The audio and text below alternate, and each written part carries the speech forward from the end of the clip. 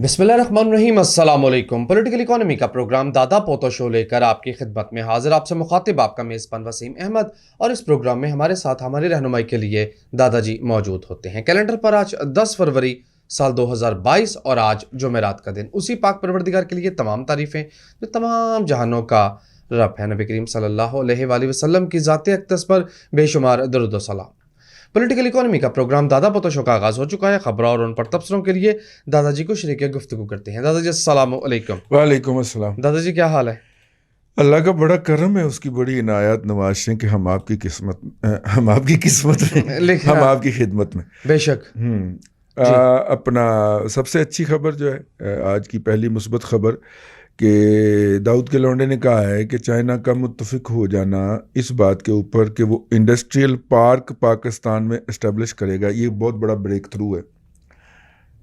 दाऊद के लौंडा साहब, मैं आपको बताता चलूँ कि ये सी पैक का हिस्सा था और आप वो घटिया शख्सियत हैं जिसने सबसे पहले सी पैक रोकने का ऐलान किया था। क्योंकि आप इंतहाई घटिया आदमी हैं तो फिर अपना ही थूका हुआ चाट रहे हैं आप, क्योंकि जिसके हवाले आपको किया गया है वो अपना थूका हुआ चाटने में कोई आर महसूस नहीं करता, तो आपको भी उसकी सोबत में रह के मतलब कि ना अपनी कोई ख़ानदानी इज़्ज़त का एहसास है, ना आपको ये पता है। अपने भरा नूं भजा दिता है तुसीं इत्थों कि दौड़ जा, जिंदगी चाहिए तो दौड़ जा। वो हुसैन दाऊद सब कुछ बेच बाच के दौड़ गया यार पाकिस्तान से, जाके उसने एक छोटे से वो जजीरे की नेशनैलिटी ले ली और वहाँ पे रहता है। लेकिन आप घटियापन के इतने लेवल पे हो यार, इतने लेवल पे हो। मैं आपका बहुत इज्जत किया करता था, लेकिन आपके इस घटियापन के नतीजे में मैंने आपको आपकी इज्जत करनी बंद कर दी। आप इतने घटिया आदमी हो यार रज़ाक दाऊद, ठीक है? आपको शर्म नहीं आती ये बात कहते हुए? को हया नहीं आती? तुम वो पहले मुजरम थे जिसने सिपैक को रोकने का ऐलान किया था और बल्कि मुतालबा किया था, और अगले दिन आप मिनिस्टर बन गए थे और फिर उसको आपने अमली शक्ल पहनाई। तुम्हें ये याद दिलाने के लिए कोई ना कोई होना चाहिए, वरना दादा तो है। ठीक है, फिर बहुत ही घटिया नस्ल के साबित हुए हो यार।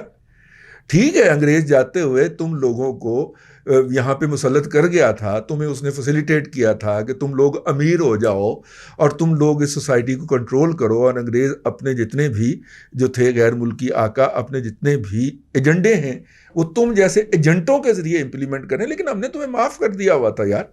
तुमने इंडस्ट्रियलाइजेशन की इस मुल्क के अंदर जितनी भी हुई उसके अंदर तुम्हारा हिस्सा था, लेकिन यार अब तो तुम घटिया लेवल के बहुत ही आला मर्तबे पे फाइज हो चुके हो। ठीक है, कोई रिस्पेक्ट नहीं आपके लिए। याद दिलाया आपको थोड़ा सा आपकी औकात भी और आपकी बसात भी। आगे चलो जी।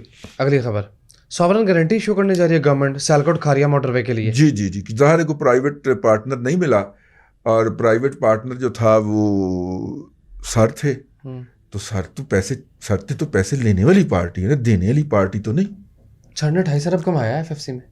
वो उसको गोली मार, ये पता नहीं ये मोटरवे पे कितना कमा रहे हैं सर। मोटरवे में तो 1.5 फुट के खड्डे पड़े हुए हैं यार। टॉल डबल कर दिया। टॉल डबल कर दिया। कंपनी वादर के दौर में ऐसे ही होता था। पता नहीं कितने कितने का कमाए हैं सर आपने। जीटी रोड कब्रिस्तान बन गया यार, बेड़ा ही गर्क हो गया। जो भी लाहौर से सफर करता है यार, डॉक्टर नूर आरफीन तो जन्नती होएगा ना, वो हर हफ्ते गुजरांवाला जाता जीटी मरीजों को चेक करने के लिए। ठीक है, यानी जीटी रोड से मैं एक दफा सफर करके आया हूँ गुजरांवाले को, मतलब जेलम तक का। मैंने यहाँ पे जिससे भी मिलता हूँ यार, जीटी रोड पे सफर ना करना, मैं उसे कह रहा हूँ यार। बकायदा जो है वो वहां पे तख्ते उल्टने वाली बातें हुई। मैंने आपको किस्सा सुनाया भी, हमारी गाड़ी का बोनट रगड़ा गया। ठीक है, वो आगे ट्रक जा रहा था और ट्रक ने ऐसे करके वो झटके में से गुजरा है कि उसके ऊपर से वो डब्बे हमारी बोनट पे गिर गए यार। ठीक, और आप जाएं और फिर आप सफर करते हुए ना बस जरा फिर याद करें इमरान खान को। अच्छे तो आप कह रहे हैं अच्छे अल्फाज में नहीं करना, जिसने बुजदार जैसा तबाही इस सूबे के ऊपर मुसल्लत की है यार। बुजदार एक मुजस्सम तबाही है। वो हराम खोर 3.5 साल में भी एक लफ्ज बोलना नहीं सीख सका, और मैं अजय सीखना पिया मां। ठीक है, और अगर जब हम उस पर तनकीद करते हैं तो फौरन ये घटिया और गलीज लोग जो हैं वो सराइकी नेशनलिज्म के पीछे छुप जाते हैं, फौरन छुपते हैं। ठीक है, वो एक तो तायब हो गया जना क्लासरा, वो भी पहले यही करता था। ठीक है, वो तो तायब हो गया। तो अब आप ये जो बाकी घटिया लोग जो पेमेंट के ऊपर रखे हुए हैं ना, वो क्या है यार, वो शिवानी की ना है, वो घटिया आदमी जो हमें गालियां बकने के लिए पूरी ब्रिगेड लेके बैठा हुआ 90 में, और इनके सोशल मीडिया का हेड जो है वो यार वो फाज चौधरी का एजेंट जो है, मैंने इनके नाम याद रखता अच्छा, जो अच्छा, भी है अच्छा, बहरहाल, ठीक है, वो जो घटिया आदमी है, लागा चला हमारे खिलाफ ट्रेंड, अब तू चला, ठीक है, हाँ खैर, यानी आप कह रहे हैं नूरुल आरफीन तो बगैर हिसाब किताब के गया हिसाब किताब के जन्नत में जाएगा यार, जिस तरह का वो सफर करके नेकी करने जाता है। दादी कंपनी बहादुर के दौर में भी ऐसे नहीं होता था, हैं? टैक्स डबल हो जाता था, सूलते हाँ, मतलब सड़क बना गया था शेरशाह सूरी, कंपनी ने सिर्फ उस पर टैक्स ही वसूल किया और डबल करते रहे। कंपनी बहादुर को जब भी कोई होता था और कुछ नहीं थे, वो टॉल डबल कर देते थे। उस वक्त टॉल नहीं होता था, मसूल चुंगियां होती थी, मसूल होता था, चुंगी मसूल होता था, वो बढ़ा देते थे और सारा पैसा जमा करके तो मलका बहादुर को भेज दिया जाता था। कुछ सड़कें वड़कें जो बनी है ना, ये उस दौर के हमारे जो इस इलाके के मुखैर हजरात थे, ये उनके अतियात से बनी हुई हैं। मॉडल ही यही था, जो तुम नाली शाली बनानी ना, अपनी सड़क पक्की करने के लिए पैसे दो, वो टैक्स मलका लिया के जाएगा, मलका बरतानिया के खजाने के अंदर, ठीक हो गया। हमारे यहाँ भी यही दस्तूर है कि जो पैसा टैक्स इकट्ठा होता है ना, ये तो जाएगा कंपनी बहादुर को। हाँ। तो आपने अगर कोई इकट्ठी करनी है तो उसके लिए मुकामी हुकूमतें नया टैक्स लगाई, यही मॉडल चला आ रहा है। मेरी कौम समझा करो यार, को खुदा का खौफ करो यार। ये बताइए क्या हो रहा है आपके साथ यार? यूबीएल को इतना एग्रेसिव हो गया है, बहुत एग्रेसिव हो गया। किस हवाले से? 84% वो संभा बैंक के शेयर खरीद रहा है, हाँ। यानी सारे एक्वायर कर रहा है। अब खबर आई है कि 55% शेयर वो टेलीनॉर का जो माइक्रो फाइनेंस बैंक है, हाँ, उसके भी खरीदने लगा है। बुनियादी तौर पे अनवर परवेज जो है वो है तो एक अग्रेसिव इन्वेस्टर ना, बहुत अग्रेशन। अब मसला ये है कि यहाँ पे वो ईरानियों के हत्थे, मतलब ईरानियों के हत्थे चढ़ गया, तो जो सेटबैक इसको हुआ, उन्होंने कहा कि यूबीएल की एक्सपेंशन करते हैं हम ईरान में, तो ईरान में एक्सपेंशन की तो इसहाक डार को जाके अमेरिकी गले को फाड़ गया कि तुम आपके बैंक क्या कर रहे हैं। तो फिर आपको याद है ना कि यूबीएल का पूरा बोर्ड चेंज हुआ, जी, रातों रात उड़ाया था, रातों रात पूरा बोर्ड फारग कर दिया गया था, यूबीएल की मैनेजमेंट फारग कर दी गई थी, और इसके लिए सर अनवर परवेज साहब अपने त्यारे पे बैठ के पाकिस्तान तशरीफ लाए थे, ठीक है। खादम अली शाह बुखारी बैंक भी उड़ा था। इन्होंने ईरान के अंदर जो थी वो बैंकिंग सहूलियात के लिए नुमाइंदा दफ्तर खोलने शुरू कर दिए थे, ठीक। क्यों? क्योंकि बोर्ड के अंदर सारे आ गए थे, रजा बाकरी आ गए थे। नहीं, रजा बाकरी तो खैर धोखा है, नाम से धोखा न खाना, नेम प्लेट से धोखा ना खाएं, ठीक है, मिलते जुलते नामों से धोखा ना खाएं। वो नाम उसके वालिदैन ने रखा ही इसलिए था कि धोखा दे वो सारी उम्र लोगों को नाम से, कि आप किसी कोई और समझें, वो ईरानी वाला तल्लक नहीं है उनका। तो वो जो थे ना साहब, वो अब ठीक है यार, मेरा मतलब है कि जब अमेरिका बहादुर ने कहा हुआ है कि सिर्फ अमेरिकन एक्सप्रेस बैंक ही ईरान के साथ डील करेगा, ओमान के अंदर जो कायम है उसकी ब्रांच वो डील करेगी, अब उसका क्लाइंट है, ठीक है, तो वो आप क्यों पंगा लेना है? जाके शेर शिकार खा रहा है, आप जाके हाइनो बनने की कोशिश करेंगे तो वो एक चांपा मारेगा, ओ पे आएगा। हाइनो मतलब लगड़ पकड़ लगड़ पकड़ बनने की कोशिश करेंगे। शेर ने भाई, शेर खा रहा है। ईरान के अंदर जो अमेरिकी इन्वेस्टमेंट है उसका प्रॉफिट जो है वो रिपैट्रिएट होना होता है, तो वो फिर है। दो बैंक थे जिनको इजाज़त थी, एक एमिरेट्स बैंक है, इसकी 1-2 ब्रांचें डील करती हैं ईरान के साथ लेन देन, अमेरिकन और अमेरिकन एक्सप्रेस करता है, और उसकी भी जो ओमान वाली ब्रांच है, दुबई वाली नहीं, ठीक हो गया। तो जब आपको पता है तो आप ईरान के जो ज़र मुबादला के ज़खायर हैं उनको ला के तो आप अपने यहाँ पे इकट्ठा कर रहे हैं यार। दिस इज़ रॉन्ग यार, दिस इज़ रॉन्ग। तो लिहाजा फड़ेगा फिर असी अमरीकिया ने हमें कूरी डाली तो हमने फिर रातों रात। उसके बाद ना सर अनवर परवेज थोड़ी देर के लिए इन हाउस इन ऑर्डर करने लग गया था। अग्रेसिव तो वो शुरू से इतना है। आप देखें ना, जो उन्होंने बेस्ट वे सीमेंट की एक्सटेंशन अनाउंस की थी, पाकिस्तान की पूरी सीमेंट इंडस्ट्री की चीखें निकलवा दी थी उस बंदे ने, और वो अकेला एक तरफ और पाकिस्तान सीमेंट मैन्युफैक्चर एसोसिएशन सारी एक तरफ। और फिर जब उसने वो एक्सपेंशन कर ली तो फिर ये सारे दुम हिलाते हुए उसके इर्द गिर्द के ना यार तू हमें ऐसे ना मार, उसने बहुत देर तक सीमेंट के प्राइसेस नहीं बढ़ने दिए, इनके प्रॉफिट्स की ऐसी तैसी फेर के रखी।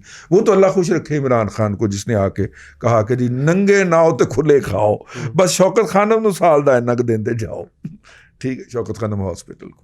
तो फिर जाके ये जाके उधर से अपना क्या नाम है, जब तक नवाज शरीफ रहा है उसने सीमेंट इंडस्ट्री को उस तरह लूट मार नहीं करने दी जिस तरह आके इसने करवाई है। यार 3 साल पहले जो सीमेंट की प्राइस थी इस वक्त ऑलमोस्ट डबल है उससे। 3.5 साल पहले की प्राइस से 4 साल के अंदर प्राइस डबल हो गई यार सीमेंट की, प्रॉफिट भी डबल हो गया जाहिर है। और डिविडेंड रुपया नहीं, 1 रुपया डिविडेंड नहीं दिया, हर एक ने एक्सपेंशन सिर्फ अनवर परवेज का शेयर देता है बस, डीजी कैसी भी नहीं दे रहा, डीजी खान सीमेंट यानी मियां मंशा नहीं दे रहे, बताए हनेर पे आ गए ना। ठीक, ये अखीर है। वैसे सऊदी अरेबिया ने उम्रा पाकिस्तान से जाने वाले उम्रा ज़ायरीन के लिए जो रिस्ट्रिक्शंस थी, पाबंदियां, सफरी पाबंदियां, उसमें नरमी कर दी है यार। उनका एक पैकेज है रोड टू मैका। अच्छा जी, ठीक है। और आप समझें कि हाजियों का ग्रीन चैनल, अच्छा जी, जो उस चैनल के तहत जो मुल्क वो डाल देते हैं तो उसकी फ्लाइट के जो पैसेंजर होते हैं उनको एयरपोर्ट पे कम चेकिंग का सामना होता है। अच्छा जी। लेकिन इसका मतलब ये नहीं है कि कम चेकिंग का मतलब है कि चेकिंग होती नहीं। वो जिस डेस्टिनेशन से रवाना होते हैं ना, वो वहां पे अपना एक बंदा भेज देते हैं। यानी कि सऊदीया का एक बंदा जो यहाँ से हज की फ्लाइटें चलेंगी वो यहाँ पे उस शहर में आके उस एयरपोर्ट पे बैठ जाएगा, और यहाँ पे जो उनकी निगरानी हो रही होती है, सामान की जो स्क्रीनिंग हो रही होगी, उसकी बैठ के एक ठंडे कमरे में बैठ के उसकी निगरानी करेगा। तो वो मामला यहीं पे हो जाएंगे। जिस तरह पाकिस्तान से अमेरिका जो फ्लाइट जाती है तो उसके अंदर जो पैसेंजर बिठाए जाते हैं उनकी यहीं पे वो वाली चेकिंग होती है जो अमेरिका में उतर के होनी होती है। आजकल दुबई अबू धाबी में हो रही है, मतलब अब चूंकि डायरेक्ट फ्लाइट भी तो अमेरिका नहीं है, सारी वो उधर इमिग्रेशन कर लेते हैं। ठीक है, 9-11 के बाद मेरा ख्याल है अमेरिका से पाकिस्तान की डायरेक्ट फ्लाइट्स बंद हो चुकी हुई। ठीक है, लेकिन पाकिस्तान से जो फ्लाइट्स जनरेट होती हैं, मसलन एमिरेट्स की एक फ़्लाइट आई है, वो यहाँ से बंदे लेके गई है और जाके उसने दुबई में बड़े जहाज़ में डाल के उनको अमेरिका रवाना किया है, तो दुबई में होगी उसकी। ठीक है, इसी तरह नहीं, नवाज शरीफ के दौर तक खुली थी फ़्लाइटें। मुझे याद है कि रास्ते में वो कहते होते थे कि रास्ते में आप एयरपोर्ट पे रोकेंगे, वहाँ पे हमारे लोग उसकी सिक्योरिटी स्क्रीनिंग करेंगे, फिर वो जहाज़ अमेरिका की तरफ रवाना होगा। ठीक है ना जी। जर्मनी में हमने एक छोटी सी एयरपोर्ट ले ली थी कि वहाँ पे वो जहाज़ रुकता था, सारा सामान उतरता था, फिर रीचेक होता था, और रीचेक होने के बाद फिर सारे पैसेंजर दोबारा स्टार्ट होकर अमेरिका आज़म अमेरिका होते थे। ये जो हमने बोइंग 777 है ना, ये डायरेक्ट अमेरिका की फ्लाइट के लिए खरीदा था। समझ आ गई जी। चलिए अगली खबर पढ़ो। PSO रिसीवेबल्स 443.79 अरब रुपए तक जा पहुंचे। जब भी हुकूमत ने इसकी अदायगी की, PSO के शेयर होल्डर का एक लंबा फलूक लगना है। उससे पहले OGDC और PPL के पैसे तो थे, वो उनका भी, उनके शेयर होल्डर का भी लगना है 589 बिलियन। अब ये जो मैं कहता हूं ना कि इसके दफा होने के बाद मार्केट जाएगी, मार्केट ऊपर जाएगी, उसकी वजह क्या होगी? ऑयल लीड करेगा। आने वाली हुकूमत जो होगी उसने कुछ ना कुछ ये डेट लायबिलिटी रिटायर करेगी तो आगे इनसे लेगी ना। सही है। तो वो अगर इन्हें 100-150 अरब रुपया भी देती है, 15 रुपए डिविडेंड, वो 15 रुपए तो कुछ भी नहीं पाया ना। कम उतना और हैवी वेट होने की वजह से लीड करेगा। 40 रुपए का डिविडेंड बनेगा पायन। ठीक है ना। हाँ, तो ये एक फलूक लगना है इन शेयर होल्डर का, इन कंपनियों के शेयर होल्डर का। बड़ी बात कह गया हूँ मैं, आगे चलो। दादाजी एंग्रो पॉलीमर देखे, पागल क्यों हो गया कि काबू नहीं आ रहे। दादाजी 15 बिलियन कमा लिया। अच्छा, EPS 16 रुपए पे चली गई। हाय हाय हाय। और डिविडेंड भी लंबे देने शुरू कर दिए। ये किसने दिया था भला? एंग्रो पॉलीमर एंग्रो वालों का नहीं है? नहीं, इन्होंने बेच दिया हुआ है मेरा ख्याल। पर पैसे शुरू हो गए। किसी को बेच दिया। 63% की growth year on year basis पे। मुझे चेक कर लें। इन द मीनवाइल तू मेरी शर्ट देख कैसे। लेकिन जो सवा टेंड का है ना, कनेडा से आई नहीं, जो सवा टेंड का है ना दादाजी, वो शहर में ना पिंड में। जो मजा टेंट में वो शहर में ना पिंड में। ये सर मैं एक बहुत महंगे किस्म के वो जो होते हैं ना स्टाइलिश, वो लोगों को तो पैसे लेके मशवरा देते हैं। हमें उन्होंने राह चलते कहा कि आप ये वाला काम करें, ठीक। तो उनका इसरार है कि दाढ़ी बढ़ाएं थोड़ी सी, ठीक है, फिर देखिएगा स्टाइल देखिएगा अपना, वो अपने नवाज साहब जो है ना उन जैसा। मैं कहा नहीं यार, दाढ़ी बढ़ाने पे अभी थोड़ा सा ना वो फिर जी रजिस्ट कर रहे हैं, हम सिर ही साफ करा देता अच्छी खबर ही पढ़ दूं है। मैंने ड्रग डीलर कहता है मेक्सिको का ड्रग डीलर नहीं लग रहा नाज़रीन इकराम, आप खुद बताएं। यार तू इंडिया में भी तो अफरोज खान होता था ना, तू उससे मिला दे यार, तू 10 मैक्सिको ले गए मैंने।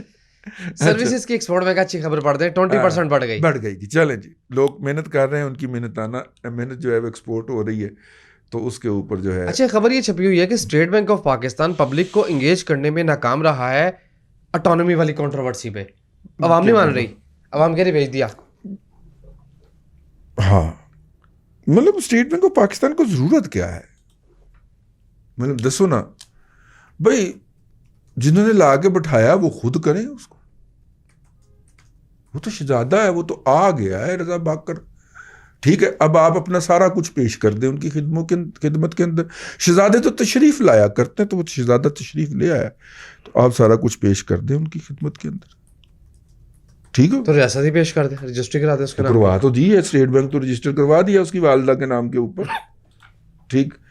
हाँ आगे चलो जी, आगे भी इसके अलावा मेरे पास जो है ना, yet another finance bill on its way. हाँ जी, व्हाट डज इट मीन यार ये 300-400 कितने बस कर दें दादाजी, सांस उखाड़ना है क्या। हाँ, ये सरकारी मुलाजमीन के ऊपर जो तनख्वाह के ऊपर जो टैक्स डबल ट्रिपल करना है वो भी है, और भी 2-3 चीज़ें हैं। तो एक और फाइनेंस बिल जो है 343 बिलियन, सही कह रहे हैं आप। हाँ ठीक, सही कह रहे हैं आप, ये सारा 343 कुछ बिलियन करना है। तो सरकार मतलब किसी ने तंज़िया तहरीर लिखी थी ना कि जिस तरह पुराने ज़माने के अंदर वो बादशाह भेस बदल के बाहर निकलते थे ना, उस तरह ये भी निकलता है, और रात को जाके हर घर में देखता है कि कोई बंदा सुख का साथ नहीं ले रहा। सरकारी मुलाजमीन की तनख्वाहें बढ़ने की बजाय टैक्स डबल होने लगा है। हाथ यार, वैसे ईमान से मुल्क नहीं चल रहा, उससे इकॉनमी नहीं चल रही, ठीक है। सर की तनख्वाह के अंदर 20% इजाफा और साढ़े तो टैक्स डबल, ठीक। अब ये सर को भी सोचने वाली बात है, ये कंट्रोवर्सी जनरेट होगी ना, फिर लोगों के दिलों के अंदर नफरत पैदा होगी, हर घर में हर जगह के ऊपर ये नफरत ट्रैवल करेगी। मतलब मेरा ख्याल है 1.2 मिलियन के करीब सरकारी मुलाजमीन है पाकिस्तान के अंदर, ठीक। 1.2 मिलियन फैमिलीज के अंदर तो सिंगल स्ट्रोक ऑफ पेन से ये मैसेज चला जाएगा ना कि सर की तनख्वाह में 20% इजाफे, वो साड़ी पहली तनख्वाह से उहदे विच भी कमियां। आप कुछ भी ना करें, कोई प्रोपेगेंडा नहीं होगा, कोई राह का प्रोपेगेंडा नहीं होगा मोसाद का, ठीक है। किसी प्रोपेगेंडे की जरूरत नहीं है। Action speaks louder than the word. जिनकी तनख्वाह के ऊपर कट लगेगा, वो तो एक फ्रॉडिया बिठाया हुआ बंदर, वो बंदर कहता है कि फला कंपनी को मैंने कहा है कि वो अपनी तनख्वाह में इजाफा कर दो, कंपनी आते बच्चे काम कर देने उत्ते। वो मैं एक बच्चा मेरे हत्थे चढ़ गया, मैं क्या बच्चा सुना तेरी तनख्वाह च इजाफा होया, कहता कित्थों दादे हो। बोनस जो मिलते थे 4 साल के 4 वो उन्होंने बेसिक्स में डाल दिया बराबर, ठीक है। और 238 रुपये तनख्वाह च कमी वाक़या हो गई है इन रियल टर्म, ऐसे ही होना चाहिए था, बहुत अच्छा। ठीक है। तो खैर आगे चलो, सारे डू मोर का मुतालबा करते जा रहे हैं। वर्ल्ड बैंक भी कहता है need more action for second phase of loan plan. हाँ तो जाहिर है मौजूदा हुकूमत तो फर्स्ट फेज पता नहीं उसने कैसे मुकम्मल कर लिया, तो सेकंड फेज तो छोड़े इस बात को।